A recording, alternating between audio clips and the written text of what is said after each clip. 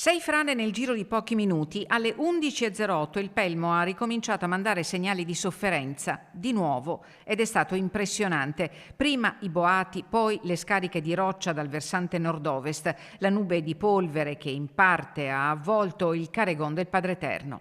Da quel momento in poi sono state 4 ore di passione, perché i crolli si sono succeduti a distanza di poche manciate di minuti l'uno dall'altro, lasciando esposta la roccia ferita.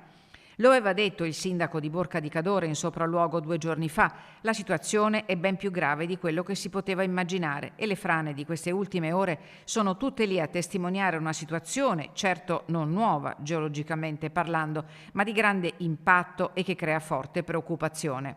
Inevitabili i richiami agli escursionisti che affollano la zona: rispettate le ordinanze e non fate deviazioni che potrebbero mettere a repentaglio la vostra incolumità. Lo ribadisce il primo cittadino di Borca, lo suggerisce in queste ore anche il presidente della regione Alberto Stefani, anche se fino ad ora, oltre alle ordinanze comunali, non sono state assunte iniziative d'altra natura.